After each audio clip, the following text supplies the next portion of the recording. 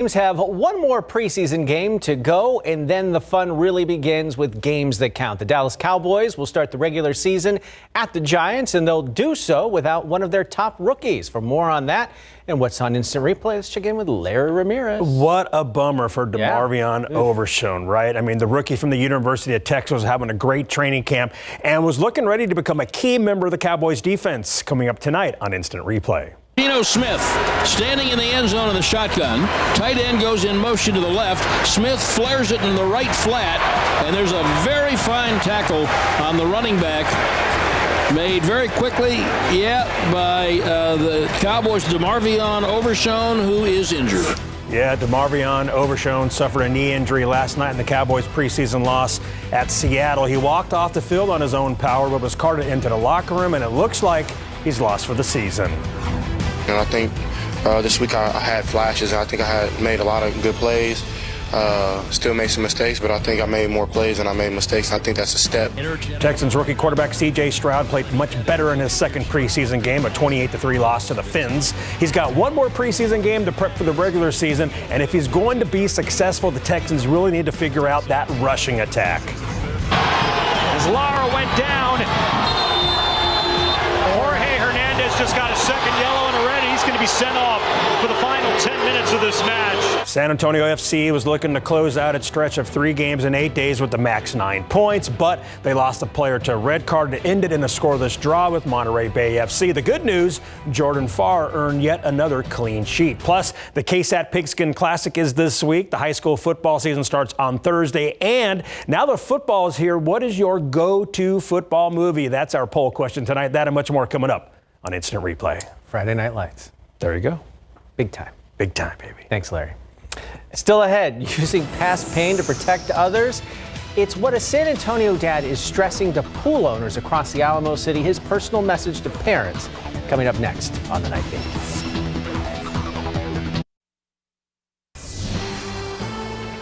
We've been talking about the heat still remaining. There is plenty of sun and pool time left to enjoy this season, so we still have to be cautious when it comes to drownings. The Night Team's Patty Santos talks to a father who knows that tragedy all too well. Now he's trying to protect other families.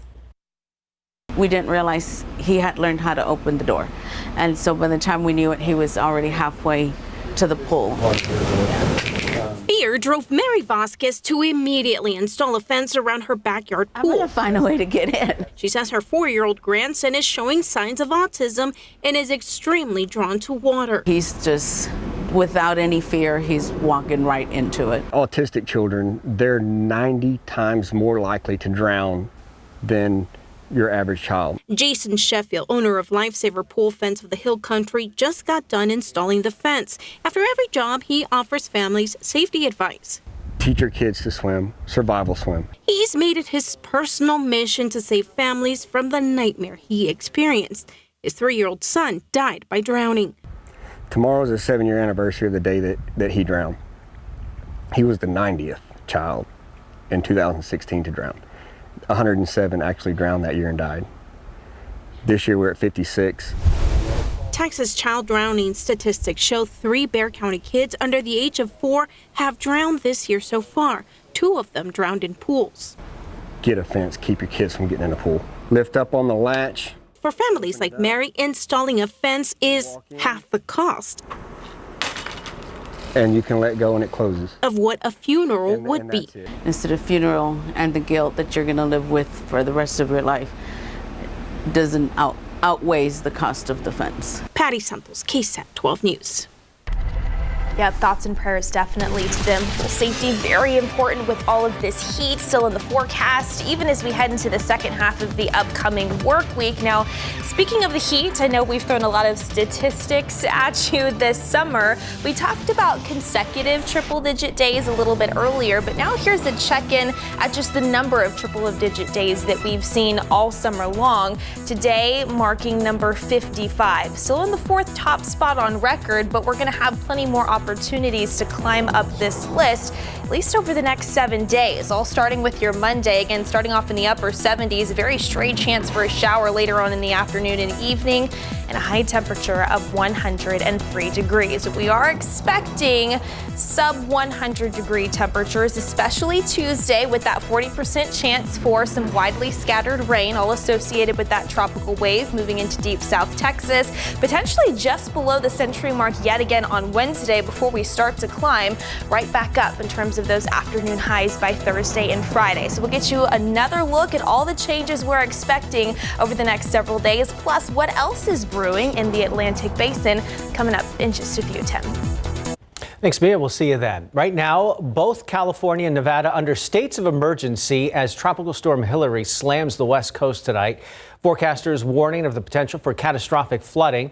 That storm already has caused one death in Mexico. ABC's Alex Stone in Los Angeles tonight, where Hilary is the first tropical storm to hit California in decades. More than 42 million Americans under tropical storm warnings as Hilary moves north. The heavy rainfall causing flooding in many areas. Stay safe, stay informed, and stay home. The worst of the rains is potentially left to come. The storm made landfall in Baja California, Mexico on Sunday. Video shows flooded streets, the water moving swiftly through the town of Santa Rosalia, Mexico. In Los Angeles, several lanes of the 101 freeway near Sherman Oaks flooded. Some people, like this truck driver, even taking chances and just roaming right through the floodwaters. The slick roads making driving very dangerous, leading to crashes. Ahead of the storm, authorities urged people on Catalina Island to evacuate. Multiple flash flood warnings in effect across the area. Continues to come down here in Cathedral City. These tropical rains in these desert towns just don't match. ABC's Zareen Shaw is nearby in Palm Springs, where they're also seeing flooding tonight. The soil here in Palm Springs and the desert Southwest does not absorb water very well. So in extreme rainfall events like this, dangerous flash flooding can develop even faster, sending massive amounts of rain and debris flowing. Many people got ready, filling sandbags and stocking up on supplies. Hoping for the best, but preparing for the worst. Crews have built large sand berms along the beach to protect the coast from massive waves, though some people are hoping to take advantage of the high surf. And then in the midst of the storm, these lights swang as Los Angeles was hit by a 5.1 magnitude earthquake. Chief, I'm really sorry to interrupt you right now. Our studio is shaking right now, so not only are we dealing with a tropical storm, but it appears we're now dealing with an earthquake. This is the first time we've had a magnitude 5 since 1932. In exactly this location. There were no reports of any damage or injuries from the quake, and experts say it was not related to the severe weather. Alex Stone, ABC News in Los Angeles. Now to Canada, where firefighters continue to battle wildfires in what's considered the worst fire season in Canadian history. 2 wildfires have crews' full attention right now, one in British Columbia, just east of Vancouver, and another near Yellowknife, the capital of the Northwest Territories. Tens of thousands of people near those fires have evacuated their homes to get to safety. Canadian officials say they've done everything they can to contain the fires closest to populous cities, but they are not out of the woods yet. In Russia, the Kremlin is reporting 2 new drone strikes from across the border in Ukraine. The mayor of Moscow says one of those drones was shot down just south of the capital overnight. Meanwhile, the other drone hurt 5 people in a town closer to Russia's border with Ukraine, according to leaders there. That attack damaged a train station, but those leaders said the trains were still up and running. 9 people sent to the hospital after an overnight shooting in Milwaukee, Wisconsin. Police say the victims range in age from 16 to 42. All those victims expected to survive. Meanwhile, no arrests have been made in the shooting, and police still don't know what led to that violence. To politics now. Former President Donald Trump facing 40 separate charges related to his possession of allegedly classified documents he took when he left the White House. Those charges ranging from unlawful retention of national defense information to various obstruction-related offenses. Trump has denied any wrongdoing in those cases. All this comes, though, as Republicans prepare for Wednesday's first GOP debate without the former president there. ABC's Selena Wang reports on what to expect in the week ahead. Former President Trump has insisted he declassified all the documents he took from the White House before he left office.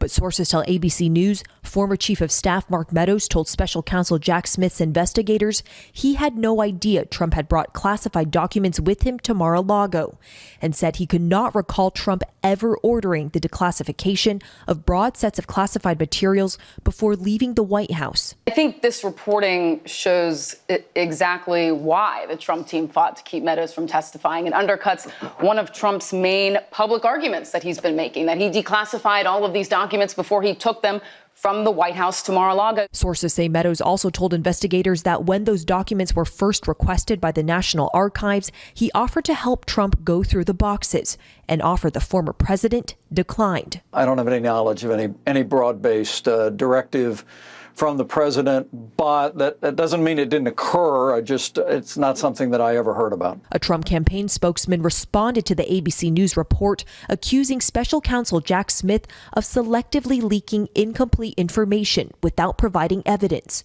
Donald Trump has pleaded not guilty to all charges in the case and denies any wrongdoing. Selena Wang, ABC News, Washington. Still to come on the Nightbeat, a simple safety plan can make all the difference. What small steps you can take in your home to prevent gun violence.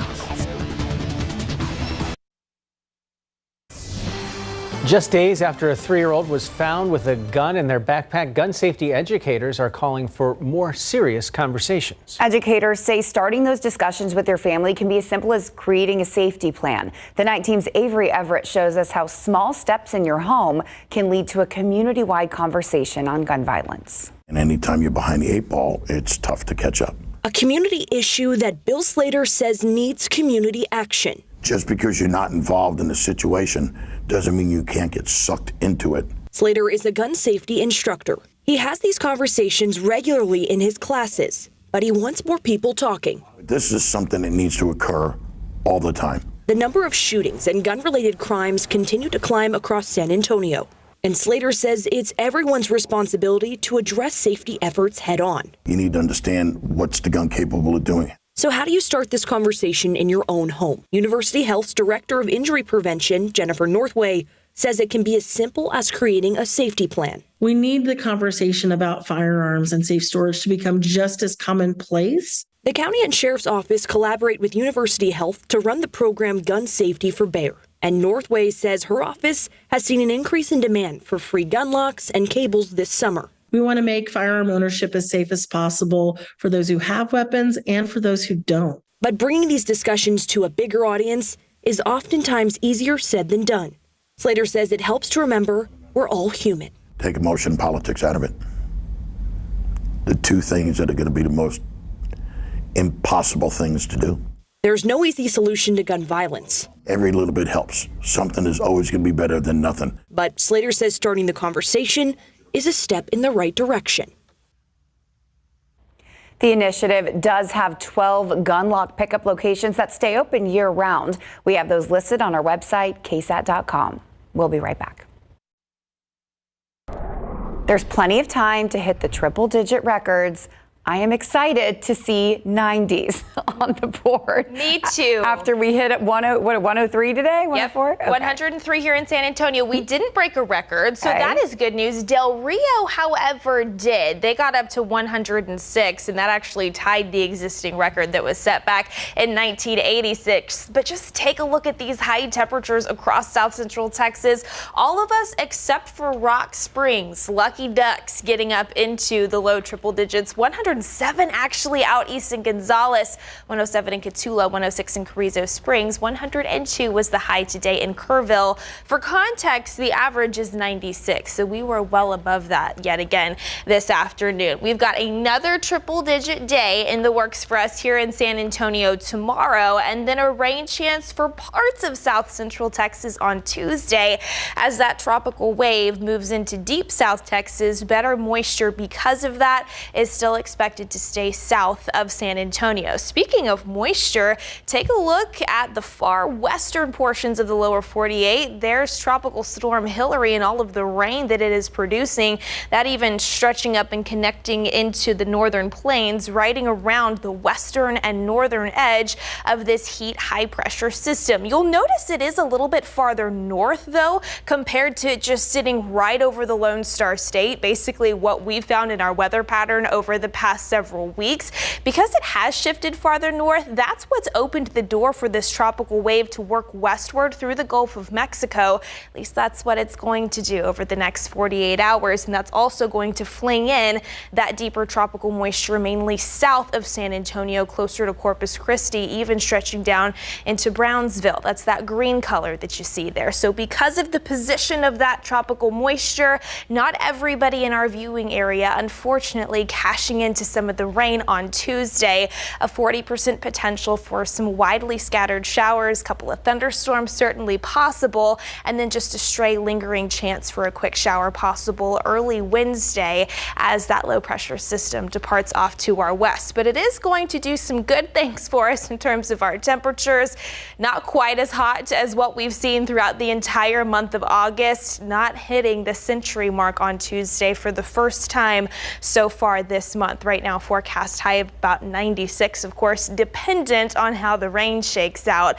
But don't get used to it, because we are expecting more triple digits into the back half of the week and even into next weekend. I do want to take you back out to the Atlantic basin. Of course, we've been talking about this wave right now in the eastern Gulf of Mexico, but take a look at the rest of the Atlantic. Warm waters out there. I'm going to step off so you can see three separate systems that have formed over the past 36 to 48 hours. Tropical Depression 6, Tropical Storm Franklin, Tropical Storm Emily, and then another high likelihood of some more tropical development out there in the eastern Atlantic. The good news is this is expected to stay out in the Atlantic, so no issues right now expected for us.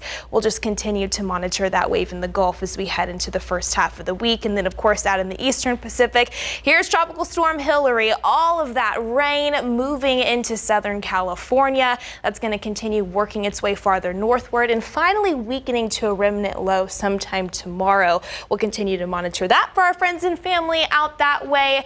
But until then, hot tomorrow. We'll monitor that rain chance back here at home on Tuesday for parts of the area. And then, yes, more triple digits look to take us into next weekend. So there you go, Tim.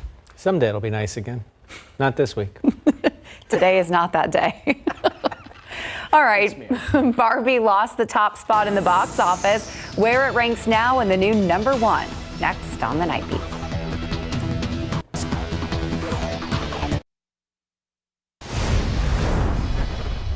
I'm lost. You're a stray now. You can do anything you want. The R-rated comedy Strays debuted in 5th place. The $45 million movie opened with just $8.3 million. Teenage Mutant Ninja Turtles Mutant Mayhem fell to 4th place on ticket sales of $8.4 million. $10.6 million put Oppenheimer in 3rd place with a domestic total of $285 million. Hi, Barbie. Hi, Ken. After 4 weekends on top, Barbie finally fell to 2nd, but another $21.5 million put the blockbuster at $567 million domestic. What is he talking about? He's talking about this. Blue Beetle is the new champ. The superhero origin story debuted with $25.4 million to take the weekend crown. In Hollywood, I'm David Daniel. Barbie still made more. The San Antonio Spurs released their 2023-24 regular season schedule this week. And the second annual KSAT Pigskin Classic is ready to kick off. For more on what's an instant replay, here's Larry. You're getting that's a big thing to be getting ready. We are getting ready, yes. So 2 days, 4 games. Right. Let's go. The nightcap Saturday night will feature the O'Connor Panthers versus the Brandeis Broncos coming up tonight on Instant Replay. I mean, we know each other. We've grew up playing middle school football together, so it's going to be a fun time. It's been going on since the school's open. Everybody who goes to Garcia grows up with each other. They separate It's just a big, fun game. Yeah, there's a lot of trash talk for sure. A lot of trash talk for sure. O'Connor and Brandeis will close down the second annual KSAT Pigskin Classic, brought to you by your San Antonio area Chevy dealers. The action starts Friday night at the Dome and then wraps up Saturday at the Dome with a triple header. Are we missing 61? Here you go, brother. Ramon Richards is all about giving back to San Antonio, especially to inner city student athletes. The Sam Houston Hurricanes football team was all smiles this week thanks to the Breckenridge Great. And now that the high school football season is upon us, we've got a brand new 12's Top 12 to reveal tonight. Plus, we've got some of the Spurs' key regular season games. That and much more coming up in just a few minutes right after the Nightbeat. The wait is over. It is. There's some black eyes. There you go. I know. Makeup room. I wanted to put it on for you tonight, but we'll put that on. Well, let's do it next Sunday. All right, we will. I've got the drum roll for Larry. Don't worry. We'll be right back.